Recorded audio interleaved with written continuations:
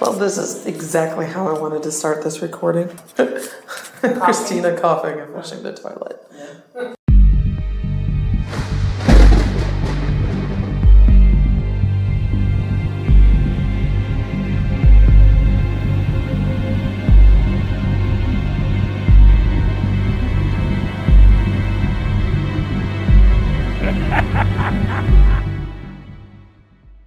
Hello, everyone, and welcome back to another wonderful episode of the Cincinnati Cabinet of Curiosities presents the Hometown Haunts podcast.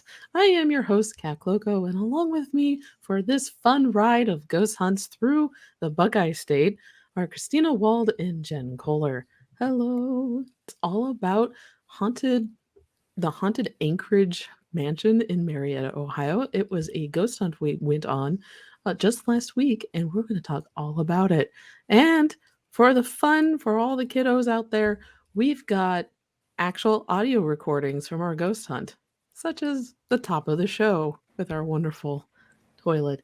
Please follow us at Cin Cabinet Curio on Twitter, at Cincy Cabinet of Curiosities on Instagram, and send us your hometown ghost stories, creepy cryptids, and strange urban legends to hometownhauntedmail@gmail.com. It can be from everywhere, anywhere. It doesn't have to just be from Cincinnati.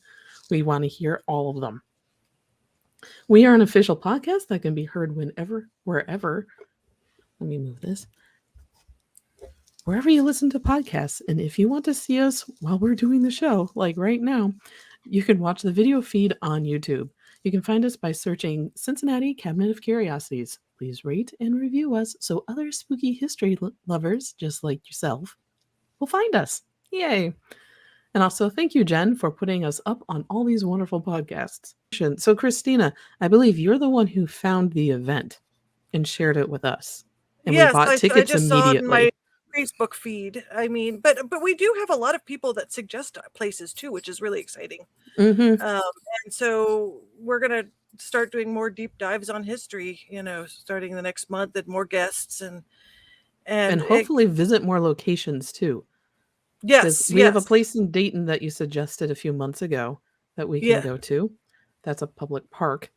And hopefully we could do more episodes where we actually go to a place, investigate it, and then can come back to you all and you can listen to our crazy adventures. And maybe one day we can have people join us on our investigations. Yes. So, like to Gettysburg. Oh, that would be cool. Yeah, it's that's a fun event. So let's get on to tonight's show. Which was a weird topic. Oh, this was fun. I enjoy ghost hunting with you all. It was fun going through all the audio, and the banter that we have is very positive, which is good when you're in a really creepy place, because that's how you keep things light and not go panicky. And because that's easy to do, especially when you're in an old home that has a lot of work being done. So, Christina, how did you find this event? I think it ticked all the boxes, because it's like, not only was the house really creepy, it looks, if anyone here is a gamer, and I know a couple of gamers are in our audience, if you've played the House on the Hill game, I think I know I have that name a little bit wrong. This house looks just like the photos. So in this game, it's you are building a house with cards, and it's like there's hidden rooms and hidden doorways and stairways, and like especially the cupola tower looked just like some of those photos from there. I mean, it was not only creepy, but also there was a thunderstorm at some point. Yeah. Yes, so we were in halfway through our investigation. And I don't want to give any spoilers, but the storm came at a very good time. It did. Or bad time. It depends how you look at it. Well, it was interesting, and it really added to the ambiance. And listening to the audio from when the thunderstorm rolled through, you could hear the thunder just pulsating through. And oh man, it was great. I do love ghost hunting when there's thunderstorms. I will say I discovered when we were driving past it the next day that they have a tin roof. So listening to the audio, I can hear every raindrop hit the roof. Wow. It made it and I still pulled an odd voice And maybe it's good that Katie's not here today because it followed her. So Oh that I no! Now don't. she's going to listen to this, I'm and sorry, Katie. oh my Make me gosh! look Oh, bad. So she attracted a friend, is what She you're saying. attracted a friend. Oh So no! yeah. good. I'm sorry, Katie. I'm glad it was you, not me. Because I did not do well up there. No. And you weren't in the room. This was when we were in the attic. Oh, the attic. When Okay. you were in the attic. So Oh, you were Is this very when we were popular, doing? Jen. Is this oh, where we great. were? Is this when we were doing the lights that look This like was when we tampons? were doing the lights that look like tampons. So so Christina, you found this was at the Anchorage Mansion. It's a Mm-hmm. history tour done with oh, the Hidden Marietta History Tours. And Mm-hmm. they are a wonderful group of ladies that do tours. Usually they do them in full costume all around the city. And their big ticket sellers are the Anchorage Mansion and then also downtown Marietta, which we frequented a lot in our 24 hours in Marietta. I guess that should be the topic or the title of our show, 24 hours in Marietta. Marietta is a very old town here in Ohio. It is credited for being the first settled town in Ohio before we actually became a state. And just like Cincinnati, it is a harbor town. We have there was that overnight um, riverboat cruise had Mm-hmm. docked while we were there, and there was tours going through town, and then there were houseboats that were docked there overnight.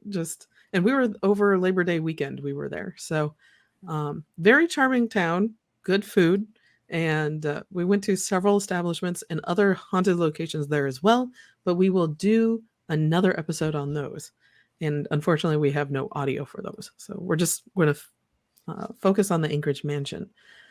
The plus to this was that our friend James Willis, who author of Weird Ohio, and I am sans his newish I have book. his book. I have it. Thank you, I don't know if it Christina. will- It's And I sitting can in the other also room. show it. And Yeah, but Southern actually, it's Ohio looking Legends surprisingly and good on Lore. the. Usually, this camera is not great about showing pictures, It but just loves his book so much. I guess so. I guess so. It's a Jen, great you book. bought every single copy of Yeah, all of she his has. books. Yeah, I bought a copy of all of his books. That Yeah. was a good purchase. He's a very good writer.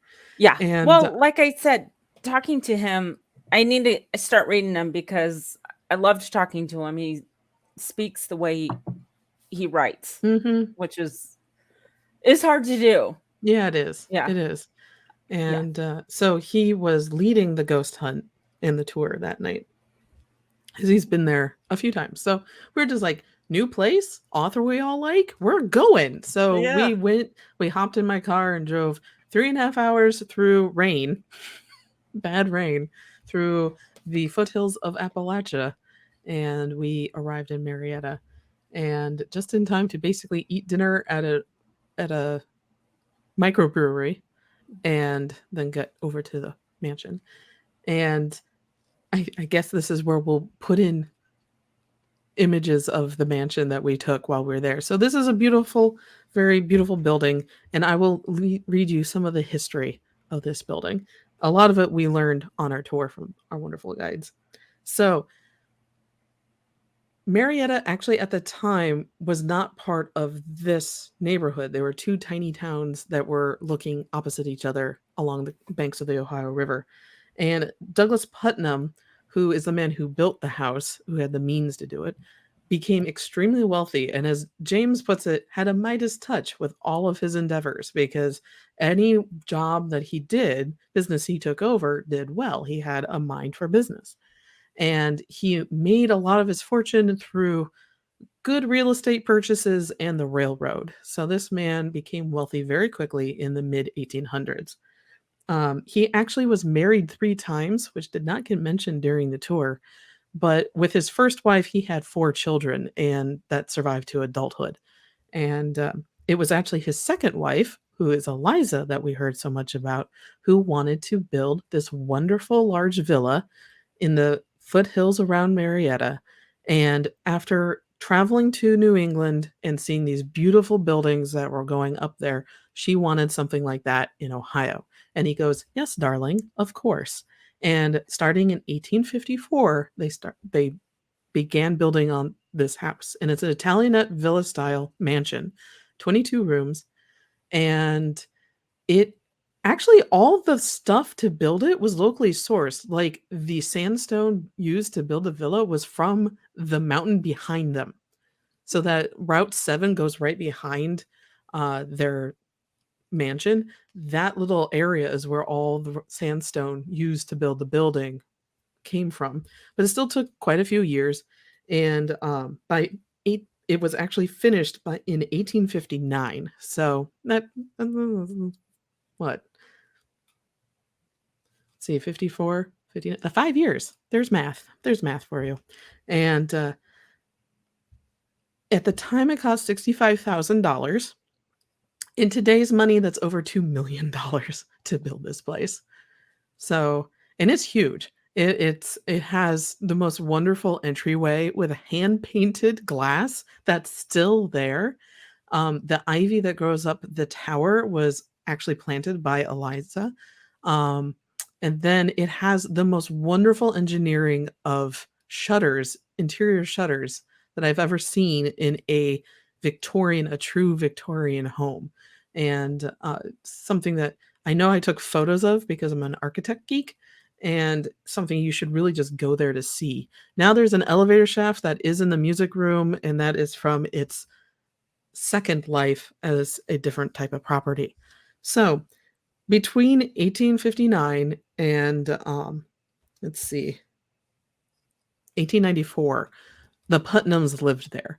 So Eliza, unfortunately, even though she loved the property so much, passed away only a little bit less, or a little bit more than 2 years after it was finished due to heart disease. She passed away in the master bedroom, which is really sad. And Douglas took a while, actually, for the time to find another wife. And he had 2 children with her, too. Actually, in total, there was 4. 2 of them passed away, one as an infant. So in total, Douglas Putnam had 6 children that lived to adulthood, and they live all over the town. So because the house took basically $2 million to build, it was known as Putnam's Folly by locals, because they're just like, that was silly to build something that massive. Why would you do that? You have 6 kids. You would build something that massive, honestly. Let's see. Douglas Putnam continued to live in the house, and 5 years later, he married Sarah C. Capon Diamond, who was also a widow, and her husband had died in 1862. And let's see. Sorry, I have a notebook that I'm reading from. Douglas's first wife actually died in 1842 at the age of 34, and I don't have her name. Oh, her name was Mary Ann. And then Sarah was his third wife.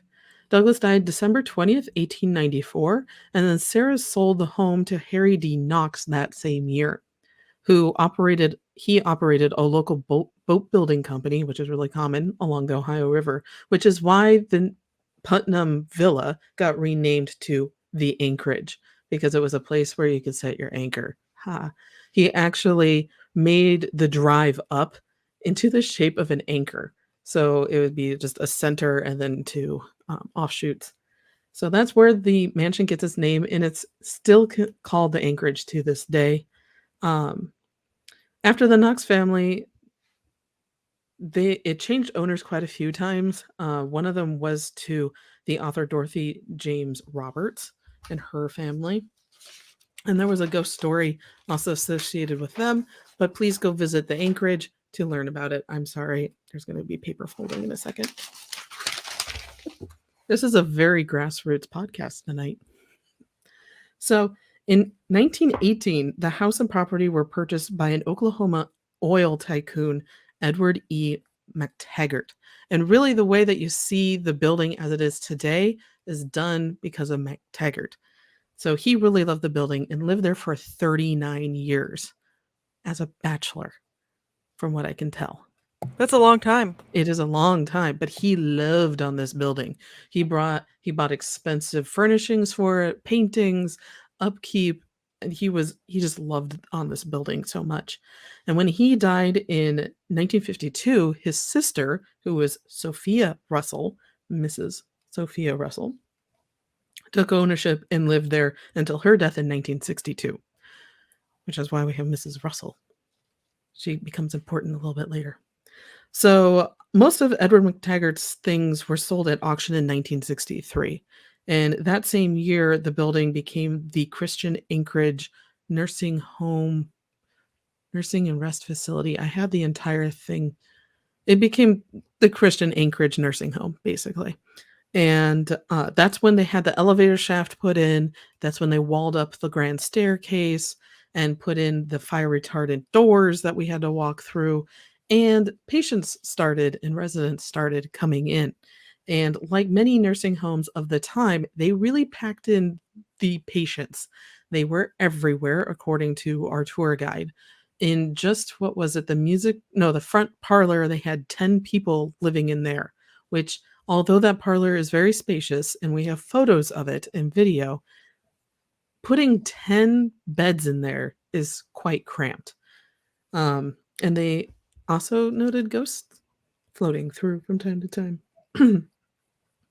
So it actually functioned as a facility until 1984.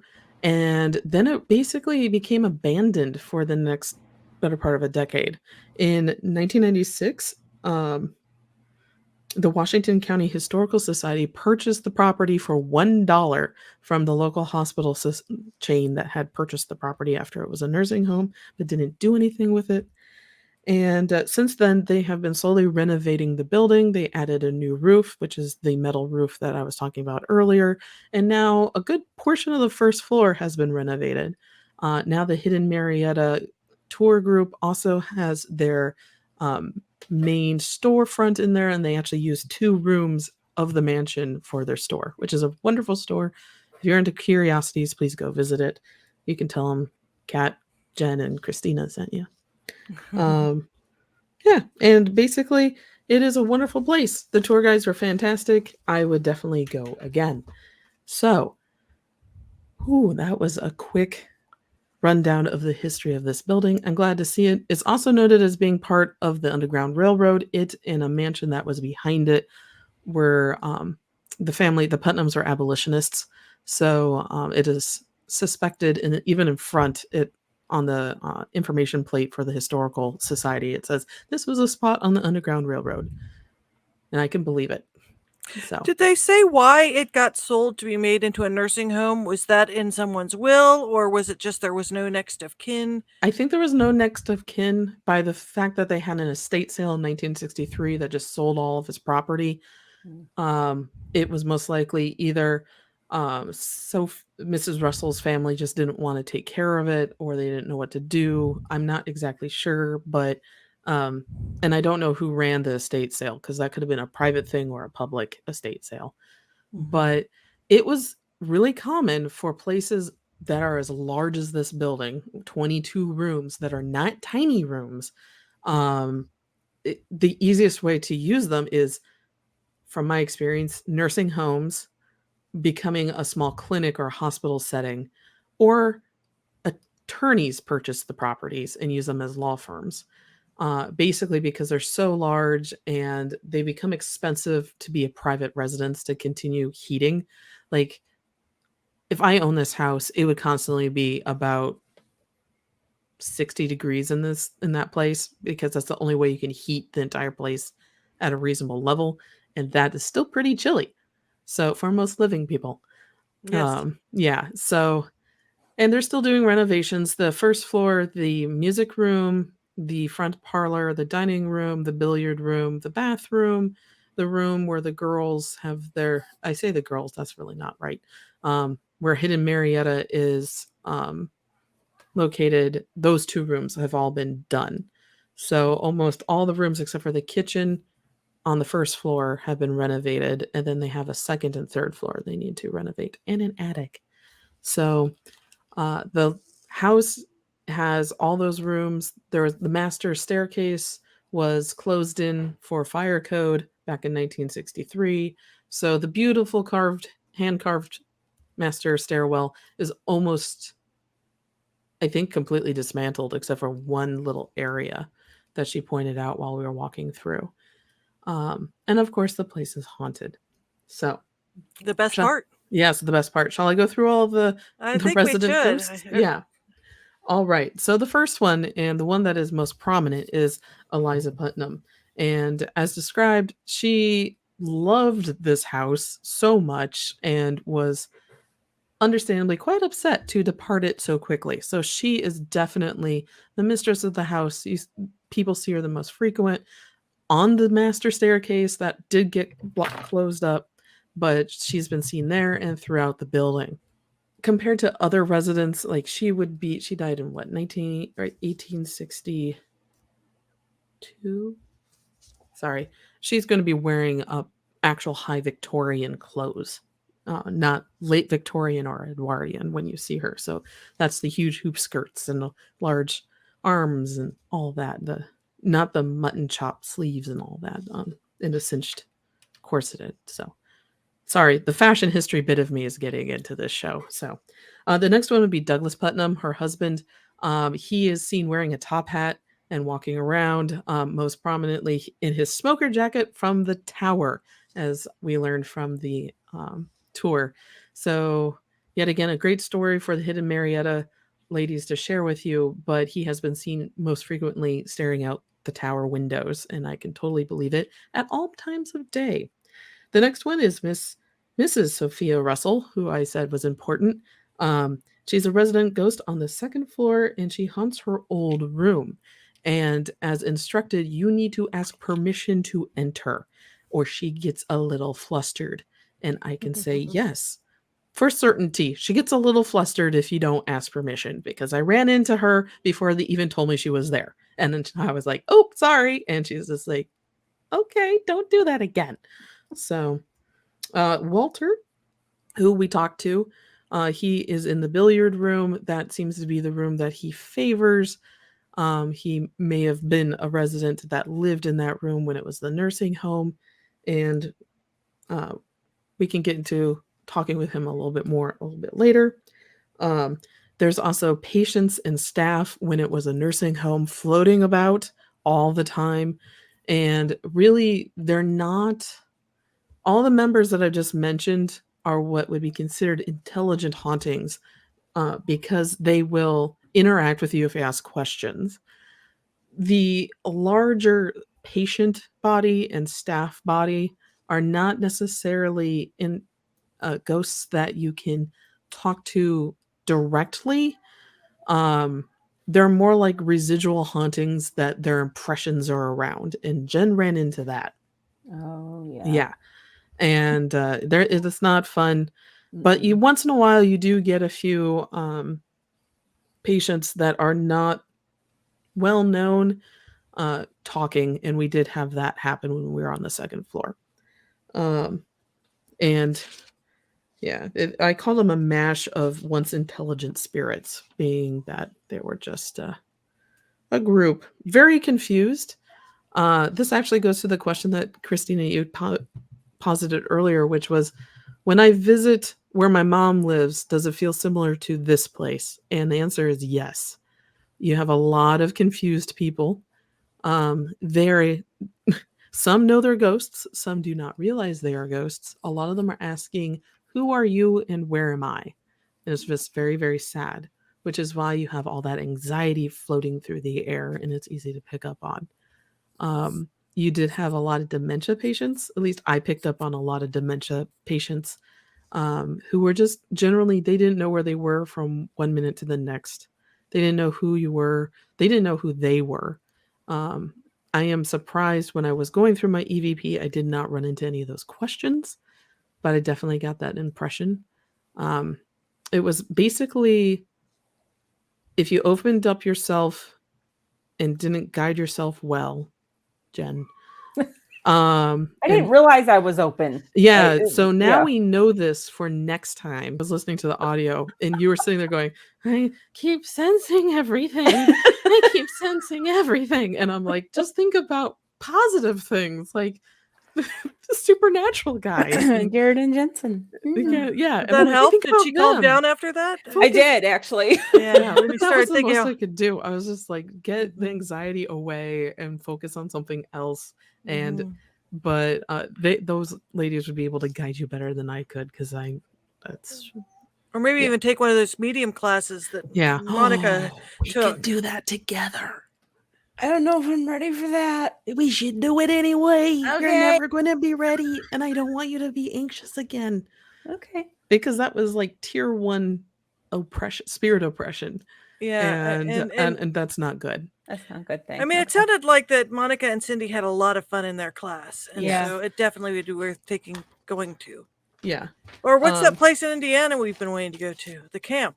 Oh, Camp Chesterfield. yeah. Uh-huh. Mhm. Yeah. Yeah, that would be also a very good place to take you, Jen. Okay. They Yeah. would have I don't want to say field day with you, but they will be more than happy to guide you through the first steps of being a medium, which is what it seems that you may be, Jen. Oh no. So, oh yes, I welcome did to not my want world. that. Okay. Yeah. So going back on with ghosts, Henrietta and Clarabelle, these two were everywhere. Oh, that was funny eyes that I just made. They are. I don't remember who Henrietta was. She was a young girl. She's a young girl spirit throughout the I don't house. think they ever actually said. They just Yeah. said she was there. I mean, Clarabelle was actually a patient. Clarabelle was a patient, and now she had one of the better rooms, and it is actually the second floor shop for the hidden Marietta. But she shows herself or presents herself mostly as a young girl, Harrietta's age. And the two of them are like the girls from The Shining. They show up together and you hear them giggling and they play with the music boxes or the toys or the light up tampon string that we were using. And people are just like, Kat, what did you just say? Yes. We will show photos. We have photos. We love you, James. This was a really cool gadget to use. It looked like a light up LED tampon string. Oh, anyway. Yeah, I heard those girls giggling when we were using the music box, and I sounded like a complete nutcase in the middle of the tour going, "Did you hear them giggling?" And everyone turned around and were like, "No, Kat, when are you going?" I'm like, "There were little girls, they were giggling behind me." And everyone's like, "Oh, okay." And then the tour guide's like, "I see you may be sensitive, ma'am." I'm like, you think a little bit. Then something that I witnessed and James has also talked about is what is known as a big black or a tall man or a shadow person, just your classic shadow person. Um, and this has been witnessed by people day and night. I witnessed it in the back of the room when we were all doing our EVP session, and I also saw a ghost cat. So there's pets. Are you sure it wasn't a creeper or was it actually a cat? Oh, it was a cat. It was very much a cat. Thank goodness. If it was a creeper, it would give off very different vibes, and it would have just they are like, oh, I hate creepers. If anything creeps me out in the paranormal, it is a creeper. They walk on their hands and they rock like crabs up and down walls. This was a cat. Oh yeah, no, I can't do creepers. No, I've heard of them swinging from the tops of door frames. So you basically see this like torso that has no limbs and they're just swinging from it. And they also move very quick. So yeah, it did not fit the description of the creeper from the Benenhofer house that I know I just messed up the name. Benny Hoffman? Yeah, thank you. But that was a very different type of creeper, I guess. Different energy, but at any rate, it could be the shadow person could be just a spirit of another patient that was there. It could have been somebody. It could be McTaggart. I don't know who it was, and we also don't know what shadow people are. We just know they are there and they show up, and that's actually a good subject for a different episode. Is just talking about shadow people and all the hypothesis behind them, and then. Last but not least, according to James, there is a doppelganger, and that is a story for him to tell. But it has been witnessed copying members of the public who take tours of the house. So we did not run into a doppelganger. I don't think. No. So, what were your impressions of the house? I think Jen needs to talk about this because Okay. Well, I loved it. Because like you said, I love to look at old architecture, and I particularly love it when it's decrepit and decaying. Mhm. And I wish I could live in a house like that, but Yeah. don't have the money to, you know. But yeah, I had fun. I had fun talking to Walter. The upper floors I didn't like so much because, like you said, I was feeling anxious. Mhm. It started on the second floor, and I was just sitting there, and I was just like, ugh, you Yeah. know. And I know they keep saying it feels like Jello. I didn't really feel Jello-y. I was just really anxious and Yeah. antsy, you know. Yeah. And then when we went up to the servants' quarters, it Oh, it was even more uncomfortable because you, Kat, were kind of like, I was uncomfortable up there, and okay, that's and a if bad sign. yeah, and so I'm like, oh, I don't want to be here. I don't want Yeah. to be here. If Kat's uncomfortable, I don't want to be here. I was trying to remain as calm as possible. Yeah. I was Well, trying to. I That should was I and during tell the about the storm. dowsing that was rods? during the storm. Hmm? Yeah, the dowsing rod. Should I tell that? Yeah, you can Okay. go right ahead, Jen. So we're up there, and during the tour, we found out there's two rooms. One room a carriage man died in back in the day, and apparently he likes to assault women. So I Mhm. wasn't thrilled about him. But we weren't in his room. We were in the sick room, patient or kind of ICU room or quarantine Mhm. room that the family would use, like in case of smallpox or whatever. Yeah. And we get in there, we sit down, it's storming and lightning, and we're all, I was a little tired and it was hot. And Kat starts asking questions with the dowsing rods, and you're like, these things, they didn't want to talk. No, they They were didn't want to very be in the room with us. yeah. And It Kat felt said someone was listening on the other from the yeah. other room. So, it felt like when you're going to eat with your in-laws or family members that are distant that really don't wanna give you the time of day, but Mhm, you have to have a family meal together. mhm. That was the energy up there, which Okay. was aloof. I don't wanna talk to you. I Yeah. know we can talk, but I don't want to. Yeah. And I was just like, "Okay, so you're sitting there listening from the other room, but you won't talk." Right. Okay, continue. So then you bust out with, "Can you point Jen out?" I'm like, Yeah. what the fuck? I really should No. have done that with Walter. Like, That I would have been okay with. Walter would have been fine. Yeah. I was just listening back to our audio, we were getting very punchy because it had been a Yes. long day and we were giggling about everything, which was actually kind of good for in there. Yeah. But second thing, the storm was going through, and Mhm. every other second you hear thunder Oh, and yeah. lightning, and it was rattling the window frames of the house. Yeah. So, Do you have some audio we can insert here? no, I don't. I We didn't can record. wait. In Biltmore, wasn't there a whole service floor? Oh yeah, And yeah, the Biltmore's attic? cool. Yeah. I mean, they have like a whole. Whoa, that is a lot of thunder. Have it. See, I thought I was shut off. I think I'm shut off, but apparently I'm not. And my Nope. friend Christine, who also has the gifts, Yes. tells me I'm more open. And I'm like, I don't believe you. We need to go to Because I Camp don't want to Chesterfield be. with Christine and you. Oh, I see you in So the girls' field trip. Anyway, go on, Jen. you asked this thing, ghost, whoever it was, can you point Mhm. Jen out? And it didn't want to. Nope.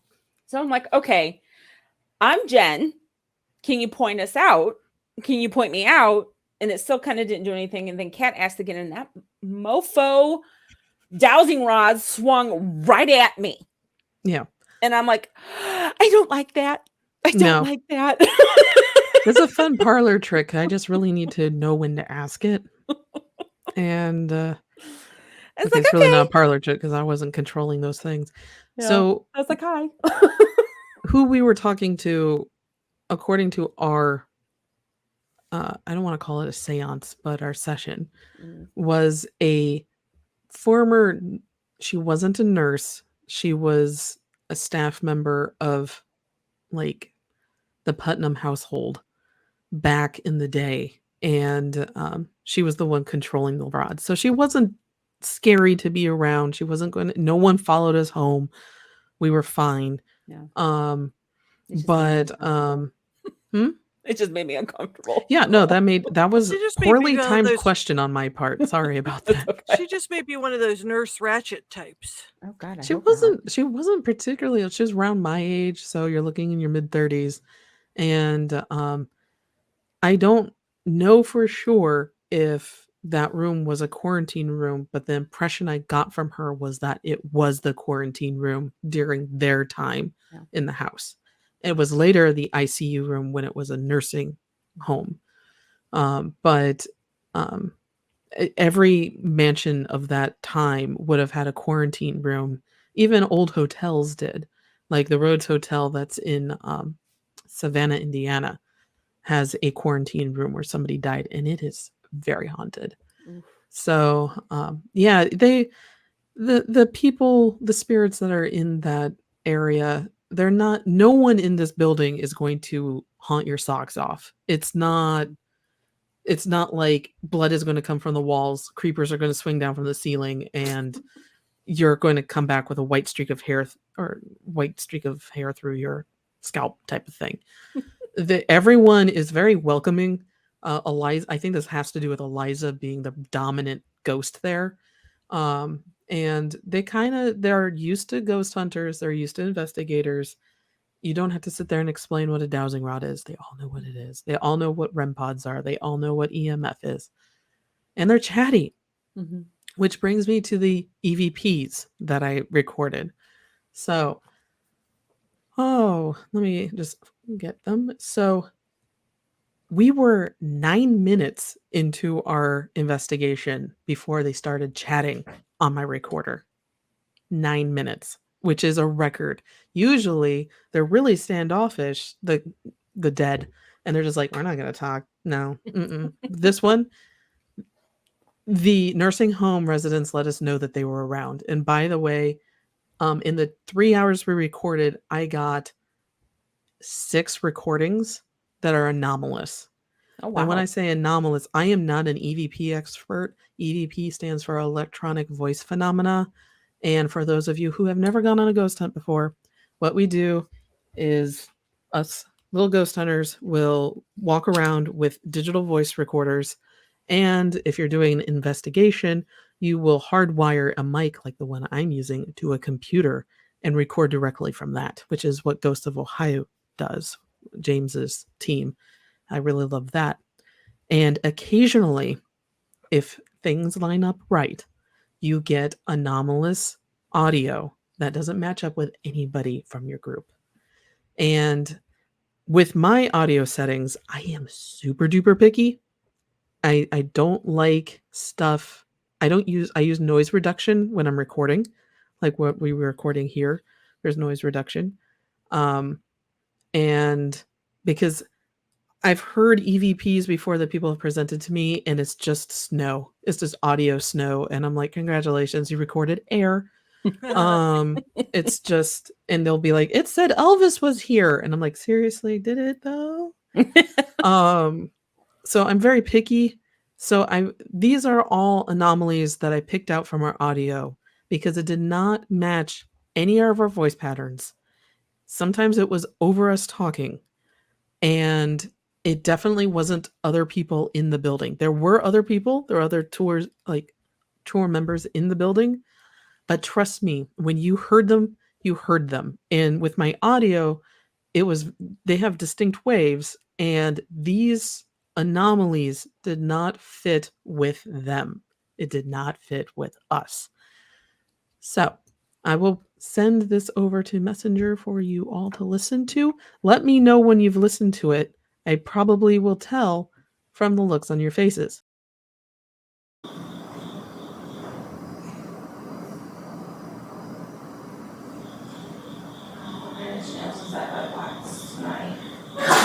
Bless you. That was nice evening. There's some ghost cats. I'm also allergic to dust and basically life. Yeah. I muted myself. Sorry. That one is a very, very, very faint sound. So Let me turn my sound up really loud and see if I can. Yeah, I'm going to listen again. Yeah. It's around the time of the sneeze. So basically, listen to it again, not right now, but later when it's quiet out. So what you can hear at what was 13:22 in my time mark, which was 10:09 p.m., while we're in there just talking, and we just talked amongst ourselves the entire time, was somebody screaming in the background, just randomly screaming. And I was just like, none of us noted it. We were very good in that first parlor room to note every movement we made. We noted it. And this was right after us talking about the different gases that emit out of a person and noting them on audio, because sometimes they can sound like ghosts. Mhm. And right around that time, you hear Katie sneeze, and then you hear this weird yell in the background, like somebody going, "Hey!" like that. But I I wasn't did hear sure. something like that, but I wasn't sure who was saying. Like it sounded like someone was shouting, but I Yeah, wasn't. and that's it. Okay. That was the Okay. audio. Okay, I Somebody was remember shouting that. in the background, and nothing was there. Like, I knew where the other tour members were. That we had a group that was in the hallway right next to us. That wasn't them, because Mhm. you could hear them later in the audio, actually throughout that audio file, and they sound slightly tinny and far away, but obviously around.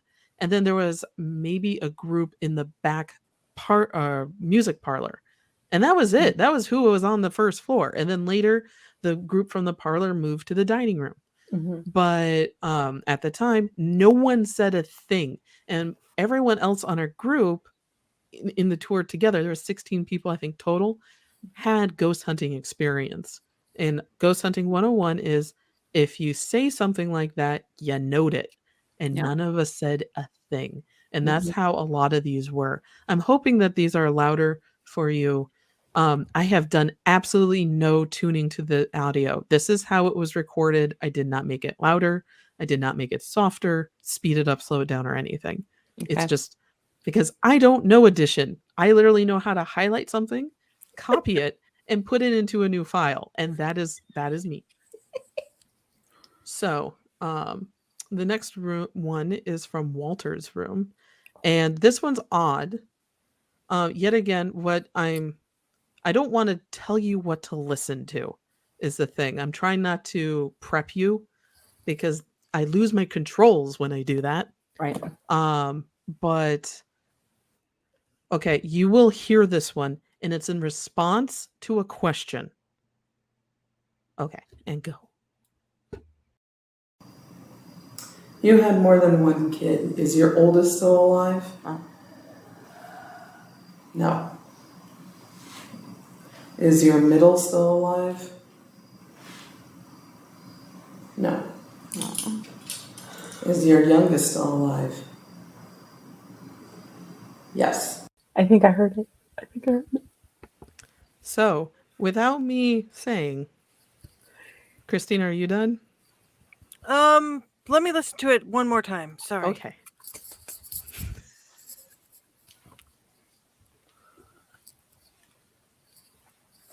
I heard something like at the beginning. It sounded like a roar or something. Mm-hmm. Jen, what did you hear? I thought I heard Walter say no. I think it's no. I think it's no. When It's he a asked if response. his oldest middle was So, gone. yes. So I ask, is your oldest child still alive? And you hear a breathy no. No. And then you hear me go, that's a no. Mhm. And it's, oh, I got goosebumps. Walter talked to us. Walter talked to us, and Walter was a really nice guy. I want to know more about him. I do too.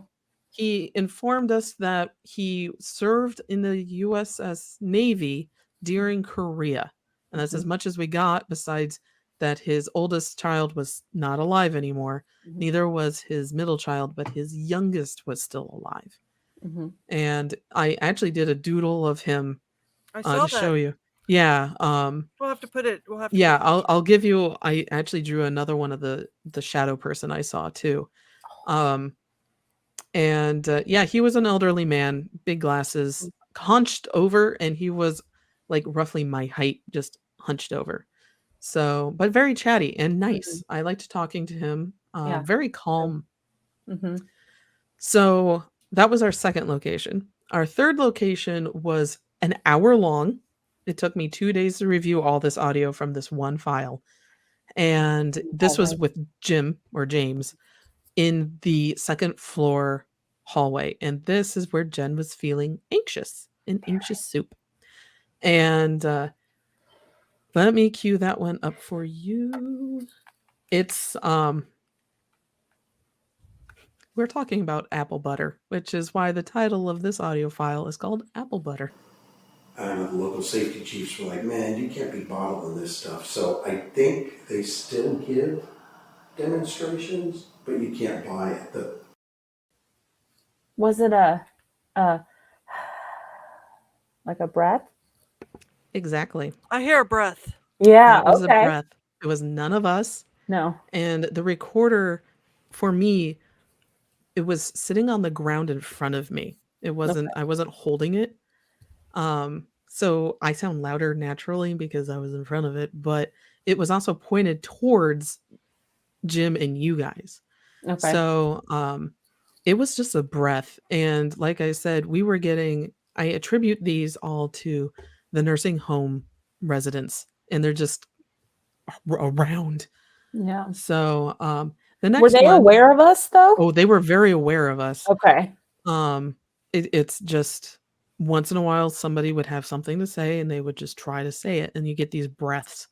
Also remember, some of them may have COPD and may have had like heavy breathing, which is what this could have been as well. I'm familiar with that. I have been on ghost hunts before, or investigations, one of a former nursing home that is in Kimballton, Ohio. And we got beeping of machines and a man hacking out his lungs behind us, and none of us ever said anything because they were EVPs. They didn't actually happen. So yeah, before we go into the next one, yeah, I'm curious about that too. You said Jen was popular. Now you've gone. That was weird. That was very weird. I adjusted my seat and my camera's like, I don't know where you went. I don't know where you went. I know it was weird that it happened then. I was like, oh, you said that, and I'm so sorry, Katie, and it's probably good you're not here, and you probably will listen to this and not be able to sleep tonight. Yeah, don't listen to this at night. And if Chad, this will freak you out. Chad, be careful listening to this one. Oh, it's too late now. We've played I know. 3. We should have given a warning beforehand. So you said that Jen was very popular and that Katie also had a friend, which makes me happy to think. I'm going to just think that cat came to say hi to me. Yes. Well, that's a good way of thinking it. I think, Jen, you are more open to these things, and because you're getting exposed to it from me and your friend that's in Indiana, things are coming to you now. Oh, I see. Which is how it happened with me, which is I was sensitive when I was young, and I did not know what I was doing, which was like the mere story that I told you when we were in the parlor. I didn't know what I was doing. And it wasn't until I just started hanging out with other more experienced psychics and mediums, like my friend Rosalind that I talked about before when we were driving home. So I could kind of direct where things are going and put down boundaries and stuff. So that seems to be where you're at. You're at the level 1. And that's when you started saying, I'm getting really anxious. And I'm just like, my medium senses are going, Jen is picking up on the liminal energy that is here. And without the one reason why we kind of kicked you outside was to get you out of it, because that is basically, and this is going to sound scarier than it really is, it's level 1 oppression, which means you're open to spirits. They're trying to talk to you. You don't know how to handle it. So they're anxious, you're anxious, and you start to panic. But oppression is, there's stages to it. It's not a clinical thing. but it just gets worse and worse and worse, and it could eventually become possession. But like I said, I'm making it sound scarier than it is. It takes a really long time. But people that are in haunted houses, like when I was really little, I had spirit oppression too at that stage at the house that I grew up when I was little. It makes you very paranoid of everything. So that's why I don't like mirrors, is why I don't like open windows. It's stuff like that, because that's just kind of PTSD from that low level oppression. And then once I figured out barriers and putting up boundaries and knowing how to healthy go into places, I don't see ghosts everywhere. Like when we were talking to Jim, I'm like, I don't see ghosts everywhere. Most of the time, I can go for years between seeing ghosts. It's not something that I run into. But if I want to turn it on, like when I'm at the mansion, I can go, okay, I'm going to slowly let down the little walls a little bit. And if you want to come talk to me, that's fine. But you can't touch, you can't pull my hair, you can't poke me.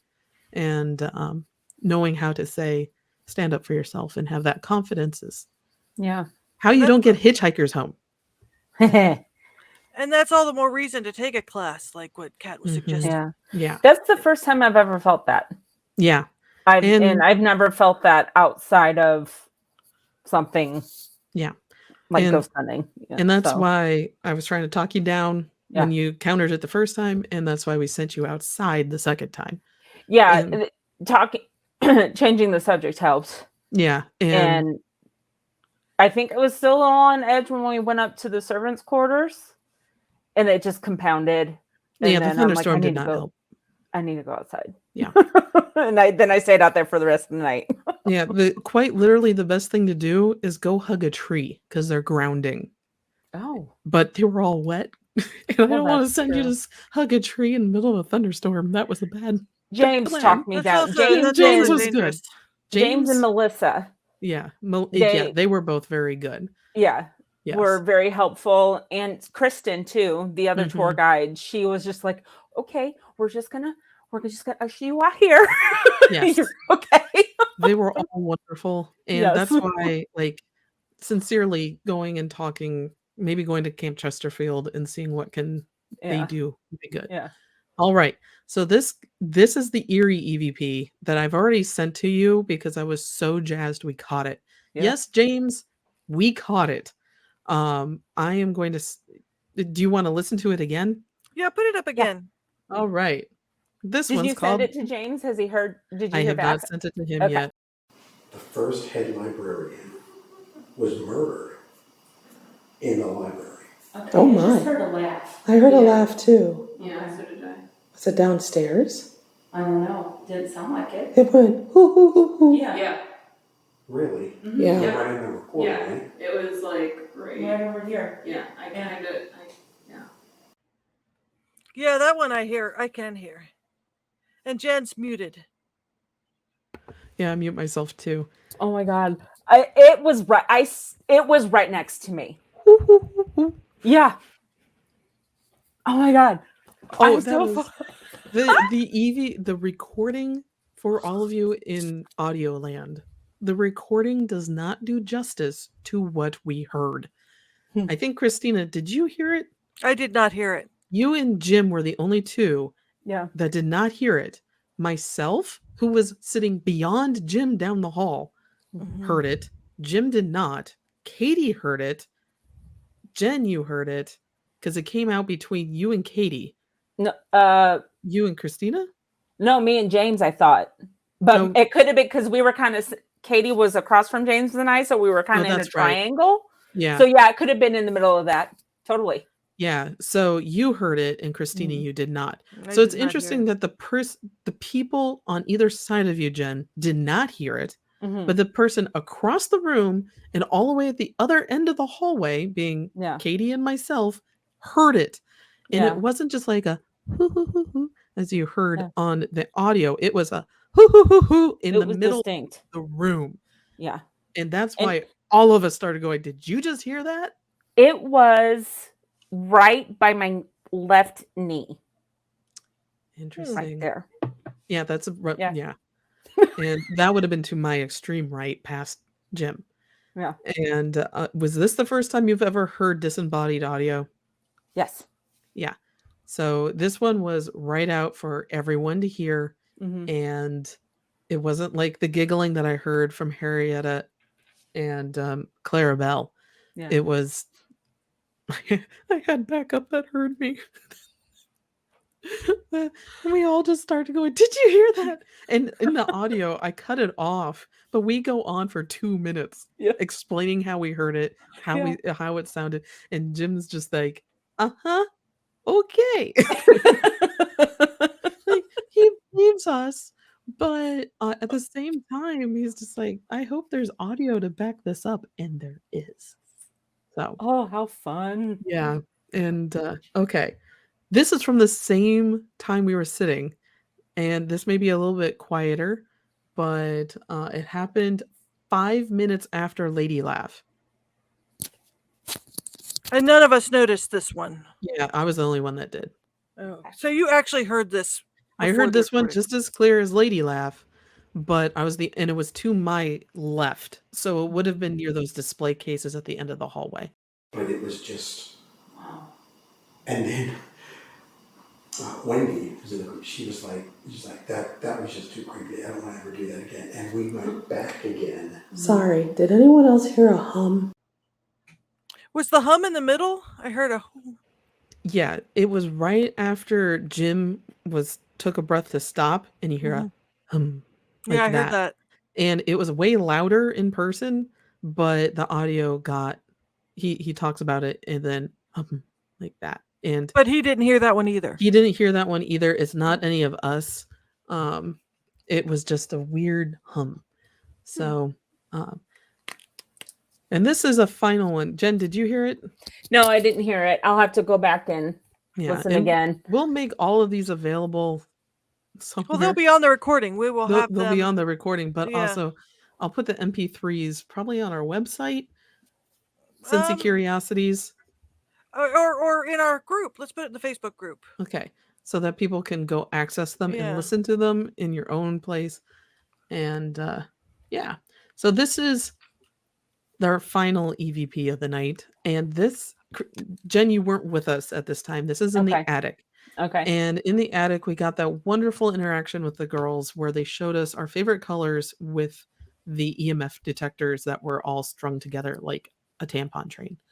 And what was remarkable is we had specific colors and we set them in and this is not that audio. I have video, which I'll send you, Christina, once I just highlight the one part that I want to send to you. And because it's out of a 6-minute video, it's only like 30 seconds of it. So but you say your favorite color is green, Christina. I said mine was yellow, and Katie said that her favorite color was purple. This is slightly after that. Katie moves her chair, and Katie had a friend, and did the friend follow her? Sorry, Katie. Did the friend follow her around the house? No, this is the I think she only stayed here, but go listen. Well, What were those? I'm moving a chair. Oh, they're that's just familiar. Was that the anomaly? Because that's pretty loud. Yep.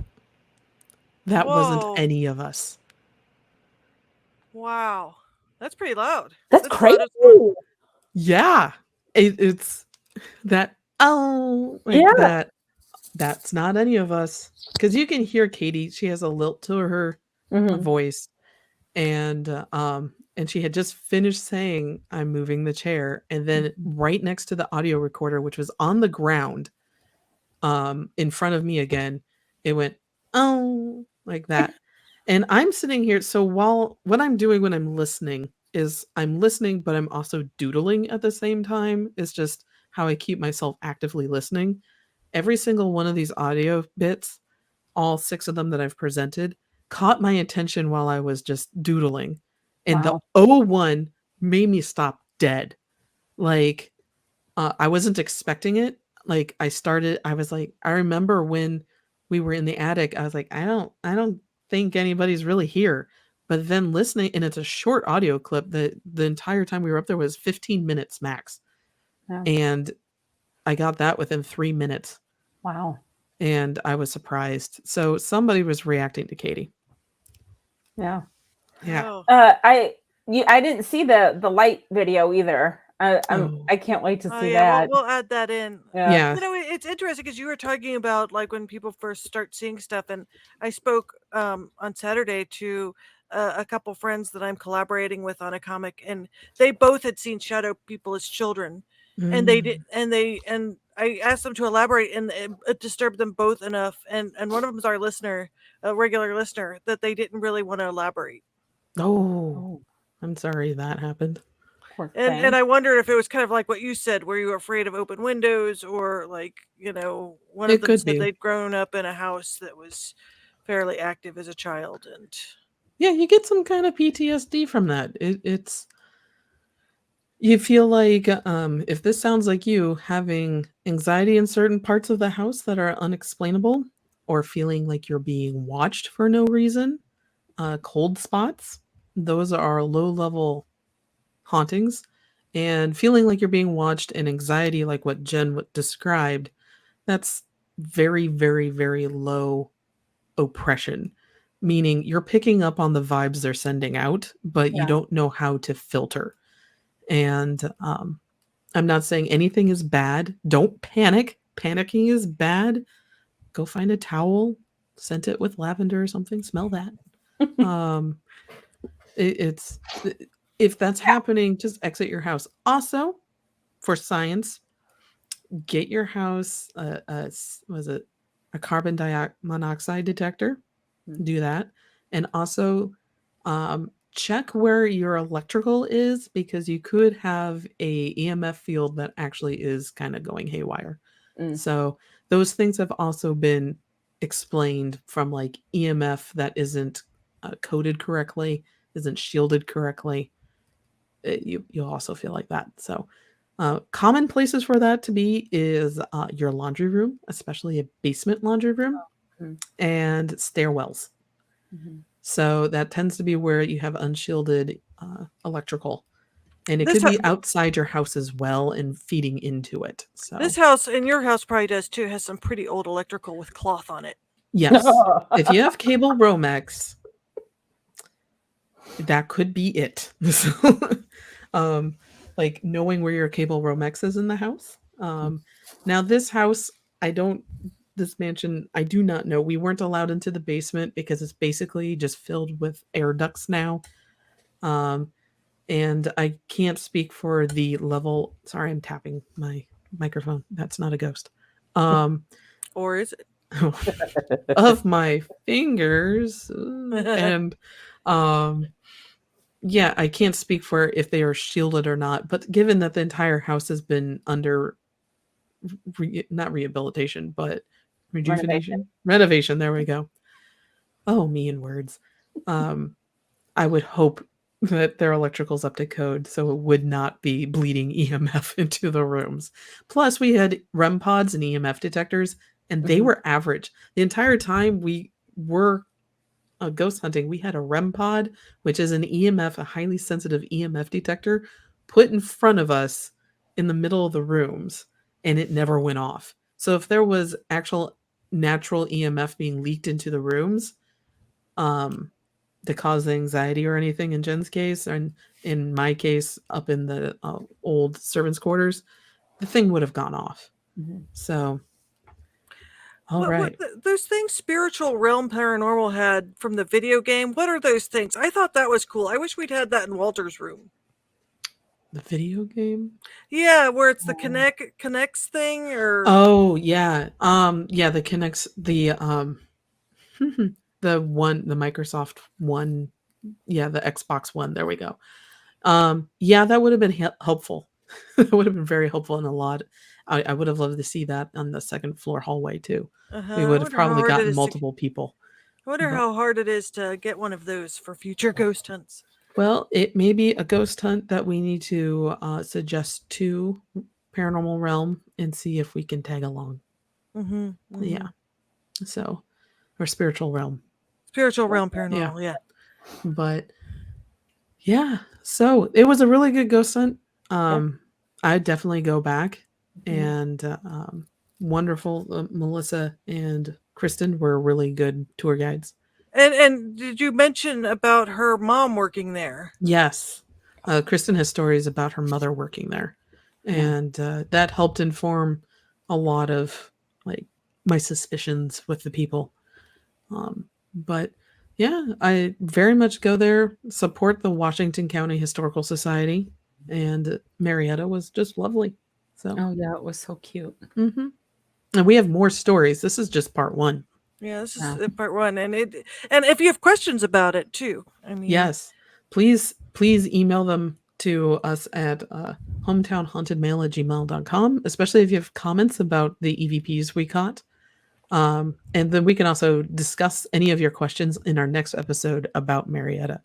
And in that, we'll be talking about our trip to Mound Cemetery and the Lafayette Hotel and just downtown Marietta, because there's a lot of history everywhere. So, any closing words that you want to include before I say bye-bye? I think it was one of the more. I think it was one of the more scary ones we went on. Actually, not scary, but maybe intense. Intense, yeah, is a good word. I mean, I felt like it was a little bit more. I think it's because there's fewer people, maybe, and it was a little more secluded or something. I'm not sure what it was. No, Well, these are all reasons. I did like how few people were there, and I wasn't. I don't know. I don't think I was scared, or I was just uncomfortable Mhm. at the end there, and it's more for me that I'm uncomfortable with the unknown because I can't explain it. Yep. And I don't want anything to attach to me. Just like my in-laws at Thanksgiving. That's how I kind of equate that feeling, is that you just are eating dinner with someone you don't really want to be around. Yeah. Yeah, that's how it felt. It wasn't scary. It wasn't like I said, blood was not going to start gushing from the doorways. Mm-hmm. No, real life demons were not being like are not like the movies. No. So you didn't sense any malevolence. No, there is nothing malevolent anywhere near that place. It's just more confusion. It's just confusion, and it's just confusion from dementia, and just they don't know why they're there. They don't know like who they are. As Kristen said during the tour, they've gotten audio of previous residents going, "Who are you? Who am I? Why am I here?"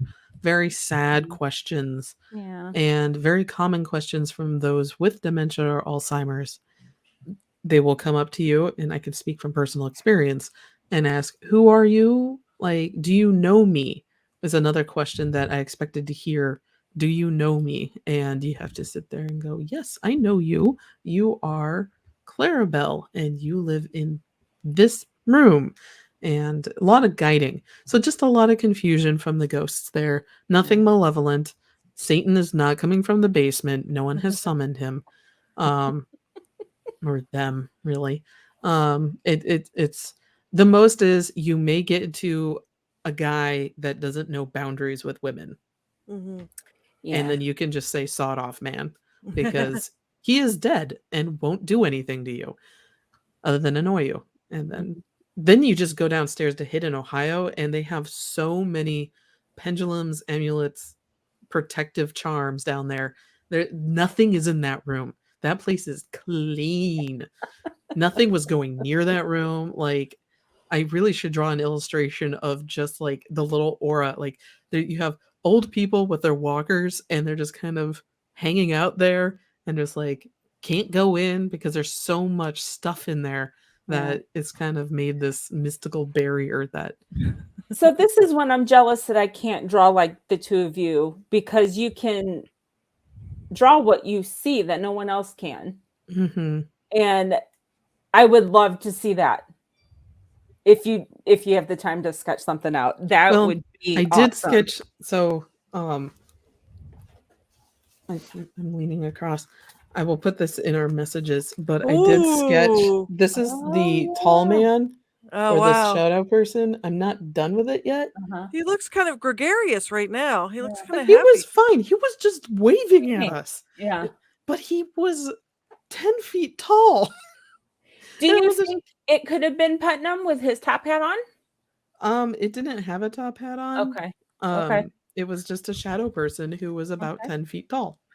Do you think sometimes, like some of the stuff, like when you talk about dementia, could it be echoes of like the energy that they put off? Like it's Very not really much. their soul, but like something about that confusion and that like their confusion imbues the room with energy. Yeah, that echo, that's the best way to explain it. It's not a soup, it's not a jello, it's the echoes of the people that used to live there.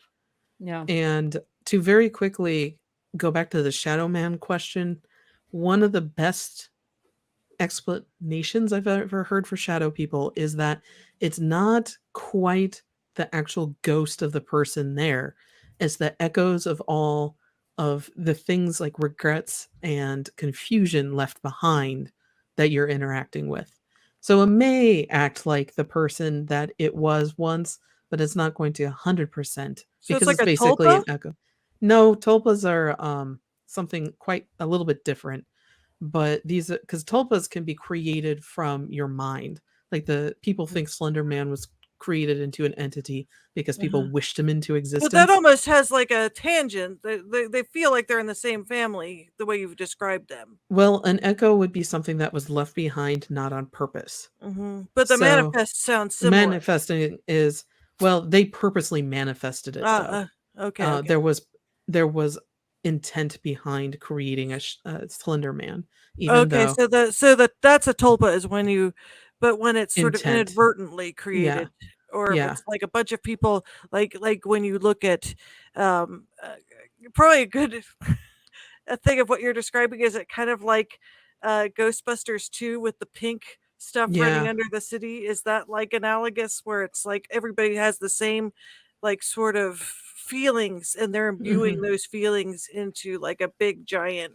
Yeah, ectoplasm wave. Yeah, Yeah, I that's mean, kind of like it. Um, yeah, so a lot of what Jen and I were feeling, and probably other people as well, was just this echoes of people that had been there. And that's why most of them you couldn't actually interact with. Yeah. And also maybe why the EVPs are all whispery, except for Walter's, which was just breathy because he's an intelligent spirit there. He purposely stayed there. he's actually Yeah, he's actually there. Eliza's actually there. Their ghosts, their spirits that can interact with other people are there. They can interact with themselves if they wanted to, with each other. That may be why they're in certain places. Because when I kind of mentioned this earlier, I ran into Walter before she mentioned Walter was there. I turned into the billiard room and he's standing there, and I'm like, "Well, hello there, sir." And he's like, "Hello there, lady." And I'm like, "Okay." And then she goes, "Oh, by the way, Kristen goes, by the way, there's a man named Walter there." And I'm like, "Oh, okay." I would have gotten to his name eventually, but she just kind of sped the process. And it was the same with Mrs. Russell. I did not walk into her room, but I was walking towards it, and I looked in, and if you remember when we went up there, the door was open, but the room was not lit. It was dark, but she presented herself to me, and the room was lit and in the way it was in 1962. And she Oh, had wow. her hair the way it was before she died. It was up in that, not an updo, but like that bouffant type of thing. And she is was it like hunched down. the salon style women? It was, yeah, exactly. And she was teased, like wearing, yeah, and she was Kat, wearing this is kind your next book. You should sketch all the ghosts you've seen and put the story behind it. That would be awesome. I wanted to do that and call Uh-huh. it Ghosts I've Met, except for Hans Holzer has already done that book. Oh. It's even called Ghosts I've Met. Well, I just could come call it up with Ghosts a I've different Seen. title. You Yeah, can still yeah, do it's it. just like what Neil Gaiman said. There are no original ideas, but No. the thing that Oh, is yeah. original is you. Yes, exactly. I could put it up on Patreon. Just like, go read my ghost stories. But yeah, because I'm going to That actually would be a totally great market webcomic that hook. anyway. Sorry? That would be a great webcomic hook. People would It love would that. be. It's I've wanted to do it forever. That's one reason why I did start sketching out the things that I was running into and taking notes. But yeah, it's yeah, anyway, she was in her three-piece suit and it was kind of like a dark gray color. And I was like, well, hello there, lady. And she's like, oh, well, hello there, miss. And I'm like, okay, I'm gonna step back because I kind of feel like I forgot I something. interrupt you. Yeah, exactly. I interrupted you. And that's when Christine said, and this is where Mrs. Russell is, and we need to ask her permission. And I looked at her and she's just like, yes. And I'm like, well, do we have permission? She's like, yes. She's like, cat's out of the Reluctantly. bag. This was literally what she said. Cat's out of the bag, Missy. You already see me. That's funny. So It's funny. but these are all little mental conversations that there's no way that I can ever just say this happened. Because Yeah. and this is where I know we talked about this kind of with other authors we've had on the show, and I know we're running a little bit over time. I write creative comic books. I write stories. So are these like I know for myself that these are happening, but I can't prove it to anyone else that these ever are happening. Are these just fairy stories? We never know. Well, I know. I know they're not. Well, that's up to the person listening to you whether they believe you or not, and I believe you. Oh, thank you. Yeah. It makes me feel slightly less bananas. I think it would be a good hook. I mean, I think people love stuff like that, especially people that might have had similar experiences. It's Yeah. very comforting when you've run into somebody who's had the exact same kind of experiences as you. Like why like talking to Amanda and Ashley a while ago, we vibed off each other so well because we're just like, hey, you've had that experience, and you've had that experience, and yes, somebody finally understands me. And Well, it's and very nice. also to maintain that for years, if you're lying, how would you ever remember what you've said? That's exhausting. Yeah, that would So why even? I guess that's my bias. Like, why would you even try? But I know people are out there that do that. yeah, but there are. Yeah. it just why? I mean, Yeah, I've only why? known you for what, 2 years now. It just isn't. And I you've seen don't- a lot of times where I have read Yeah. something saying this is what happened, and then you get confirmation from somebody else to say this is what Yeah. happened. Like me said, Yeah. even Walter was backing me up, and he's dead. Yeah. So anyway, So yeah, I believe you, Kat. okay. So for our listeners, I'd love to hear what you have to say about tonight's episode. So write in at hometownhauntedmail@gmail.com. If you have questions, we will answer them on our next Marietta episode, which will be part 2, Mound Cemetery and the Lafayette Hotel. And remember to follow us at Sin Cabinet Curio on Twitter and at Cincy Cabinet of Curiosities on Instagram. And for Christina and Jen, I'm Kat Loco, your host. Good night and stay spooky. Bye-bye. Bye.